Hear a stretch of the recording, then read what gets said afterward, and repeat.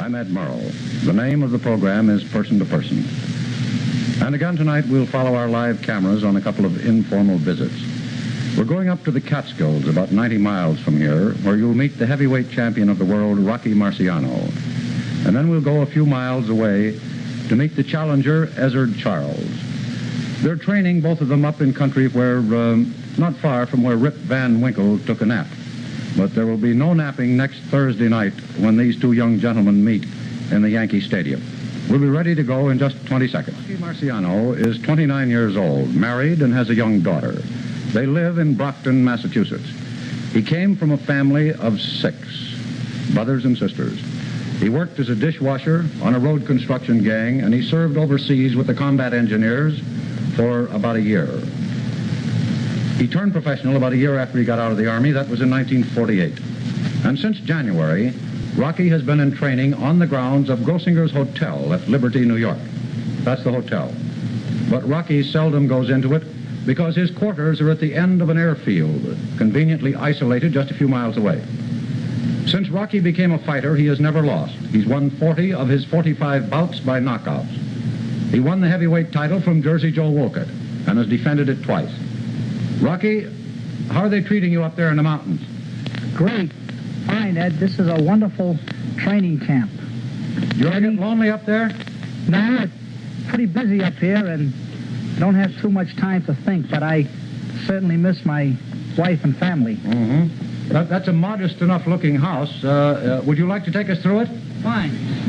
Right this way. Where's your room, Rocky? Right up here on the left.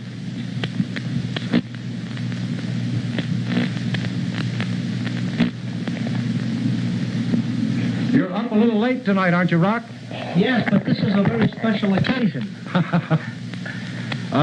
This is my bedroom and dressing room. Right. I spend most of my time here. That's why all my equipment is lying around. Well, why don't you show us around a little? Well, this is my good luck piece. It was sent to me by a friend quite a while ago, and I promised him I'd keep it around. Uh-huh. This will be my robe, the one I'll wear Thursday night. I wore it the night I won the title, and I'm going to keep on wearing it. Mm-hmm. Over here is a necessity.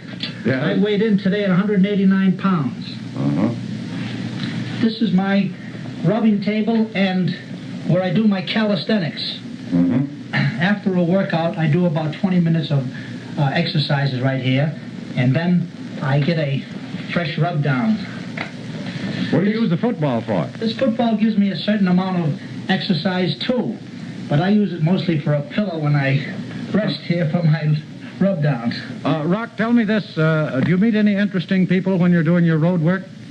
Well, on the main highway, a lot of the folks feel sorry for me and they ask me if I want to lift someplace. It's quite hard telling him that I need that road work and that I'm jogging along for the exercise. But up here on the lonely mountain roads, where I do most of my road work, I meet animals. An occasional snake, a deer, rabbits, and sometime a threatening-looking dog that makes me do road work on the double. Rocky, where's the rest of your crew?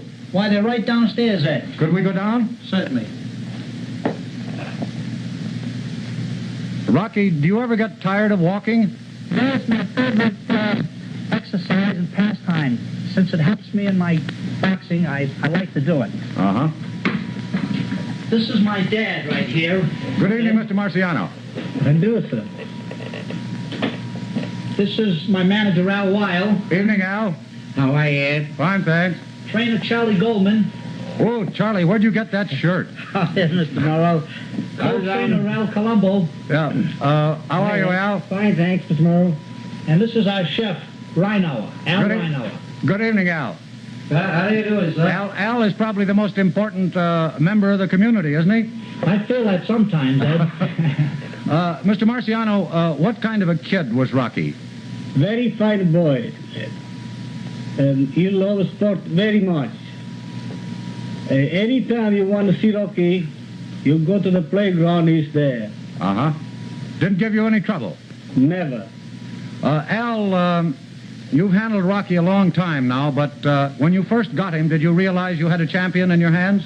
Why, certainly, Ed. Naturally, you had to do a lot of work, the same as you had to do with my other 3 champions. But he stood up, never stopped at anything, and he never complained in anything. You can tell on his record of 45 fights, 40 knockouts, and 5 decisions, and never lost. Well, he's raring to go Thursday, Ed. Uh-huh. And he's up here. Harry and Jenny Grosinger have done splendid for him up here, and he's in wonderful condition. Well, now, Charlie Goldman, I still want to know where you got that shirt. When we were on the tour down far east, around Christmas time, Ed, we were handed presents in Honolulu. They treated us very nice out there. They're lovely people. Oh, Charlie, tell me, is Rocky a tough man on trainers? Well, I would say that Rocky is, I would call him a trainer's dream, because Rocky will never undo anything that you do for him. I've been in this business for over 50 years, and I met all kinds of athletes in all different kinds of sports, but I never saw anyone that would deny themselves the pleasure and as unselfish as Rocky is. I don't think they could be that way. Well, now, Rocky, with all these people around you, I know you get a lot of good advice, but what's the best single piece of advice you ever received?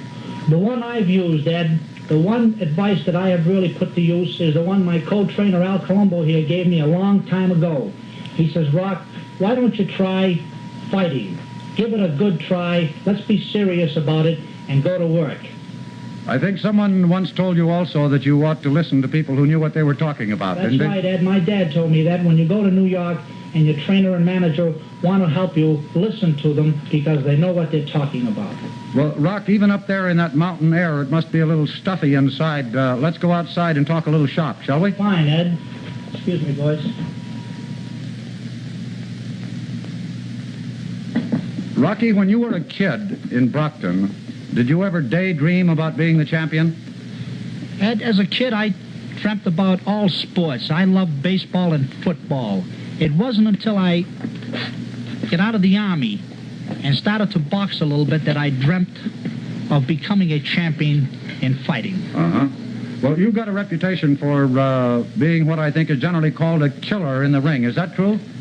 If you mean my record, where I've won most of my fights by knockouts, Ed, I guess that's what they say.